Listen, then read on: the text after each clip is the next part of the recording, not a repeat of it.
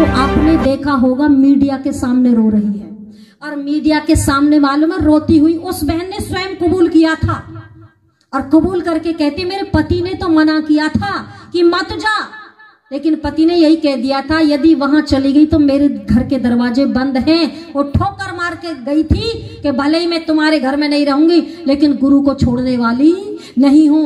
वो महिला जाकर के मालूम है बाद में रो रही है, और रो करके मालूम है क्या कहा है, और वही बताया है कवि ने। और क्या बताया,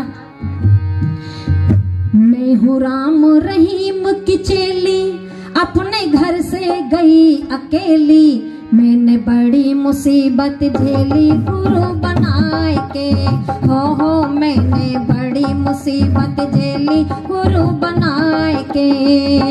मैं हूँ राम रहीम की चेली, अपने घर से गई अकेली, मैंने बड़ी मुसीबत झेली गुरु बनाए के, हो मैंने बड़ी मुसीबत झेली गुरु बनाए के। मेरा गुरु निकम्मा झूठा, जिसने तन मन धन सब लूटा, मेरा फिर भी फंद न छूटा धर्म गवाए के, हो मेरा फिर भी फंद न छूटा धर्म गवाए के। मैं हूँ राम रहीम की चेली, अपने घर से गई अकेली, मैंने बड़ी मुसीबत झेली गुरु बनाए के, हो मैंने बड़ी मुसीबत झेली। केवल 10-1 मिनट और ध्यान से सुनेंगे, और सुनो वो क्या कह रही महिला। में इसलिए आपको बता रही हूँ कि आप सावधान हो जाओ, किसी के चंगुल में ना आओ।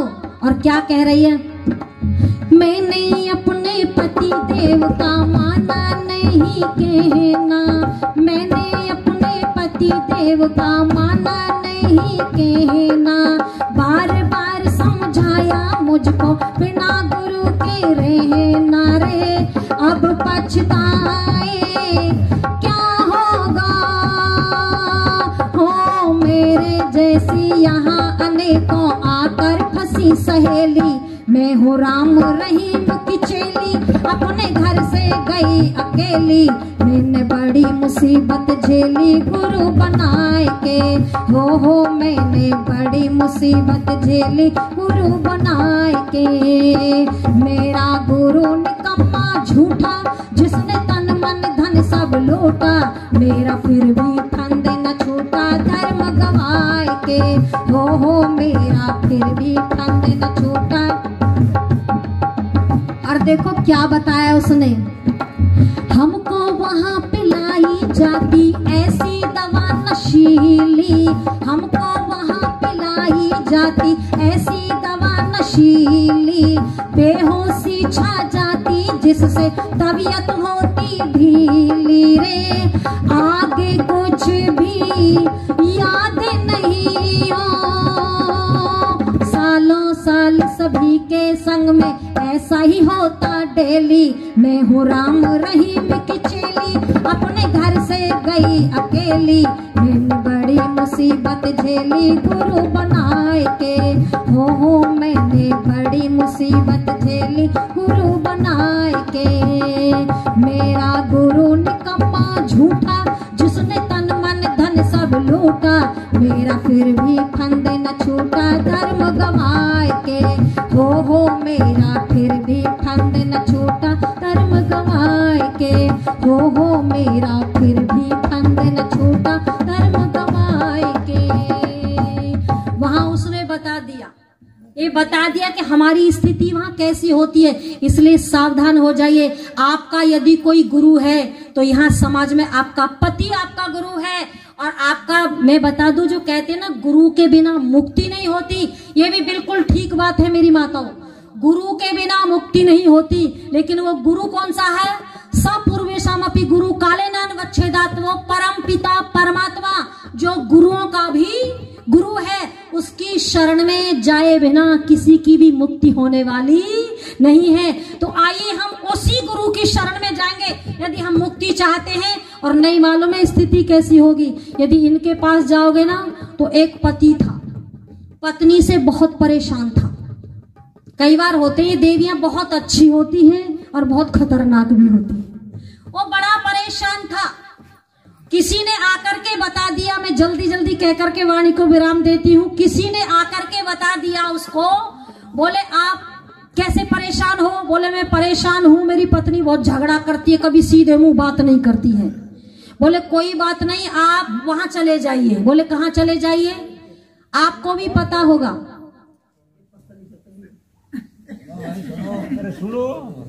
इधर ध्यान से सुनो। उसने बताया, बोले एक गुरु है। वो कौन सा गुरु है मालूम है? अब आपको बच्चे पढ़ाने की आवश्यकता नहीं है, बिल्कुल पढ़ाने की आवश्यकता नहीं है, कुछ करने की आवश्यकता नहीं है। बस एक काम करना होगा, निर्मल बाबा के दरबार में जाना होगा। पूरी कृपा करता है, करते का नहीं करते, पूरी कृपा करता है। बस ऐसा ही व्यक्ति ने आकर के कहा, बोले तुम चाहते तुम्हारे ऊपर कृपा हो जाए तो बिल्कुल कृपा हो जाएगी आपके ऊपर। एक काम करना होगा, बाबा के दरबार में चले जाओ, पत्नी झगड़ा नहीं करेगी फिर। बोले ठीक है, यदि ऐसी बात है तो जरूर जाएंगे। वो बेचारा निर्मल बाबा के दरबार में गया, और जब दरबार में गया तो बाबा ने कहा, बच्चा क्या चाहते हो? बच्चे ने जब ये कहा कि मैं चाहता हूं, मेरी पत्नी बहुत झगड़ा करती है, मेरी पत्नी झगड़ा ना करे। बोले बिल्कुल कृपा हो जाएगी, मेरी फीस जमा कर दो 25,000 रुपये। बोले महाराज मैं इतना परेशान हूं पत्नी से 25 तो छोड़ो, मैं 30,000 जमा करने को तैयार हूं। 30,000 जमा कर दिए, और जमा जब कर दिए तो उसने कहा कृपा हो जाएगी। बोले करना क्या महाराज? बोले बस कुछ नहीं करना, एक काम करना है, अपनी पत्नी के भोजन की प्रशंसा करनी है, बस इतना सा करना है, तेरी पत्नी खुश हो जाएगी। उसने कहा बिल्कुल ठीक है। कृपा लेकर के घर पहुंचा। जब घर पहुंचा तो पत्नी उसकी कुछ अस्वस्थ थी, बीमार थी। पत्नी जब बीमार थी, देखा कि पति आ गए, तो वो पराठे और कुछ सब्जी लेकर के आई, रख दिया उसने और जाकर के लेट गई। अब पति ने जैसा ही थाली को देखा, खाना प्रारंभ करता, उससे ही पहले याद आ गई बाबा की बात। बोले बाबा ने तो ये कहा था भोजन की प्रशंसा करनी अपने पत्नी की, और अभी खाया नहीं है, देखा नहीं स्वाद कैसा है, बस देखते ही कहता वाह देवी जी वाह, आज तो आपने कमाल कर दिया। अच्छा खाने के बाद पता चलेगा भोजन का, लेकिन उसको देखकर ही पता चल गया, क्योंकि बाबा ने कह दिया था। बोले देवी जी आपने तो कमाल कर दिया, आपके हाथ में तो जादू है जादू। मैंने इतना सुंदर स्वादिष्ट भोजन आज तक अपनी माँ के हाथ का नहीं खाया, मेरी माँ ने भी नहीं बनाया जितना सुंदर आपने भोजन बनाया है। वाह देवी जी कमाल कर दिया, आपने तो इतना स्वादिष्ट भोजन बनाया है, मैंने आज तक किसी 5 स्टार होटल में नहीं खाया, इतना सुंदर स्वादिष्ट आपने भोजन बनाया है। वाह देवी जी, प्रशंसा के पुल बांधता गया, और देवी जी अंदर सुन रही थी। वो उतनी गुस्से में भरती गई, वो प्रशंसा कर रहा, वो गुस्से में भरती गई, और गुस्से में गई, कहाँ गई? रसोई में गई। रसोई में जाकर के एक बेलन लेकर के आती है, और बेलन ला करके अपने पति की कमर पे धै कृपा। बोले नालायक, मैं 20 वर्ष से खिला रही थी, आज तक तूने मेरे भोजन की प्रशंसा नहीं की, और मैं बीमार हो गई, मैं पड़ोसन के यहाँ से थोड़ी सब्जी पराठे क्या मांग लाई, तूने प्रशंसा के पुल बांध दिए। ये निर्मल बाबा की कृपा बरसाई जा रही है। यदि ऐसी कृपा लेने को जाओगे तो घर में यही स्थिति पैदा होगी। इसलिए हम जानेंगे कि धर्म और अधर्म क्या है, हम किसी के चक्कर में ना आए। इसलिए मेरी माताओं बहनों, इस धर्म को जानते हुए आइए एक भजन कह करके अपनी वाणी को विराम देती हूँ, क्योंकि समय भी बहुत हो गया है। आइए ऋषि के प्रति ये पंक्तियां हैं कि वही गुरु हैं हमारे। कोई जहर पिलाए, सब आनंद लेंगे और ऋषि के प्रति जो पंक्तियां उनको गुनगुनाएंगे। कोई जहर पिलाए, कोई ईंट बरसाए राहों में, पल भर न रुका योगी के पग पग बढ़ता गया, के पग पग बढ़ता गया। कोई जहर पिलाए, कोई ईंट बरसाए राहों में, पल भर न रुका योगी के पग पग बढ़ता गया, के पग पग बढ़ता गया। ऋषि अलबेला सारे जग में अकेला, ऋषि अलबेला सारे जग में अकेला, वो विरोधियों से लड़ता गया, कि पग पग बढ़ता गया, कि पग पग बढ़ता गया। कोई जहर पिलाए, कोई ईंट बरसाए राह में, पल भर ना रुका योगी के पग पग बढ़ता गया, कि पग पग बढ़ता गया। ऋषि अलबेला सारे जग में अकेला, ऋषि अलबेला सारे जग में अकेला, वो विरोधियों से लड़ता गया, कि पग पग बढ़ता गया, कि पग पग बढ़ता गया, कि पग अनपढ़ता और निर्धनता निरखे निरखे कर रोने लगा। अनपढ़ता और निर्धनता निरखे निरखे कर रोने लगा। देखी के हालत भारत की, बहुत दुखी मन होने लगा। आंधी बने आया जिस पेड़ को हिलाया, आंधी बने आया जिस पेड़ को हिलाया, वही जड़ से उखड़ता गया, कि पग पग बढ़ता गया, कि पग पग बढ़ता गया। कोई जहर पिलाए, कोई ईंट बरसाए राह में, पल भर न रुका योगी के पग पग बढ़ता गया, कि पग पग बढ़ता गया, कि पग पग। आप में से कितनी माताएं जो महर्षि स्वामी दयानंद को जानती हैं, वो हाथ उठाना। अच्छा, 3-4 महीने हैं, कोई और होगी एक आध। आपको मालूम है आप पर ही कितने उपकार है। आप जो यहाँ बैठ करके सुन रही हो ना, वो ऋषि की कृपा से सुन रही हो, वो ऋषि की ही कृपा से सुन रही हो, महर्षि स्वामी दयानंद की कृपा से सुन रही हो। और ये भागवत के मंचों पर बैठ करके भागवत की पुराण कथा करने वाले, बड़े बड़े मंचों पर बैठ करके किसी की भी कथा करने वाली, मालूम है किसका योगदान है? वो महर्षि स्वामी दयानंद का योगदान है। यहां मंच पर बैठ करके मैं ही नहीं, यदि भैया जी वेद मंत्र बोल रहे हैं ना, यदि ऋषि ना आए हुए होते तो ये वेद मंत्र नहीं बोलते। मालूम है क्या कर रहे होते? अल्लाहू अकबर। क्या कर रहे होते? अल्लाहू अकबर। अगर ये वेद मंत्र भी बोल रहे हैं तो इनको केवल ऋषि दयानंद की कृपा से बोल रहे हैं। ध्यान रखना होगा, ये स्थिति हो जाती पैदा मेरी माताओं बहनों। इसलिए ऋषि के बहुत ऋण हैं, तो उनके ऋण से उऋण होने के लिए ऋषि के पद चिन्हों पर चलेंगे। आइए थोड़ी सी पंक्तियां और हैं। वेद ही जाने हैं ईश्वर का, सोचे समझ ये मान लिया। वेद ही जाने हैं ईश्वर का, सोचे समझ ये मान लिया।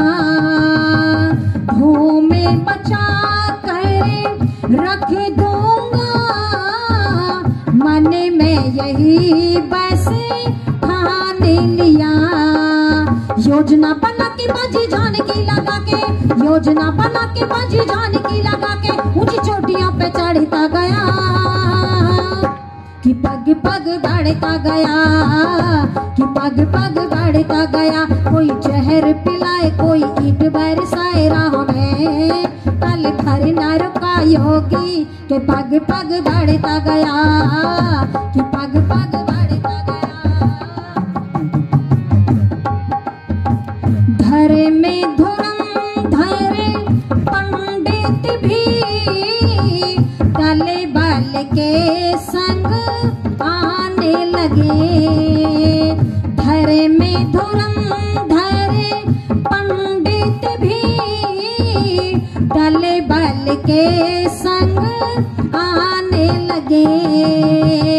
जब शास्त्रार्थों से कुछ ना बना, छल वे कपटे अपनाने लगे।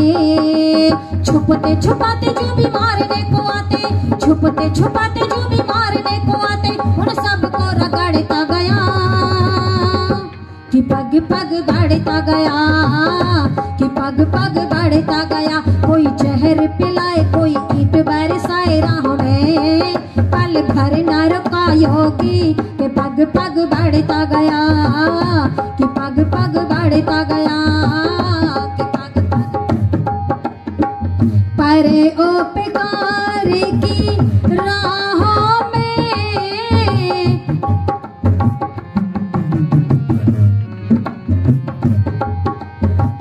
परोपकार की राहों में चल के कभी सुख पाया नहीं, परोपकार की राहों में चल के कभी सुख पाया नहीं।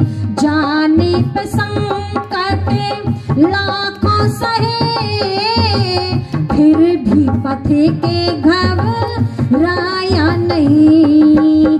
ऐसा उत्साह ही मेरी कौम का सिपाही, ऐसा उत्साह ही मेरी कौम का सिपाही, हर मोर्चे पे अड़ता गया, कि पग पग बढ़ता गया, कि पग पग बढ़ता गया, कि पग पग बढ़ता गया। कोई जहर पिलाए, कोई ईंट बरसाए राहों में, पल भर न रुका योगी, के पग पग बढ़ता गया, कि पग पग बढ़ता गया। ऋषि अलबेला सारे जग में अकेला, ऋषि अलबेला सारे जग में अकेला, वो विरोधियों से लड़ता गया, कि पग पग बढ़ता गया, कि पग पग बढ़ता गया, कि पग पग बढ़ता गया, कि पग पग बढ़ता गया, कि पग पग बढ़ता गया, कि पग पग बढ़ता गया, कि पग पग बढ़ता गया।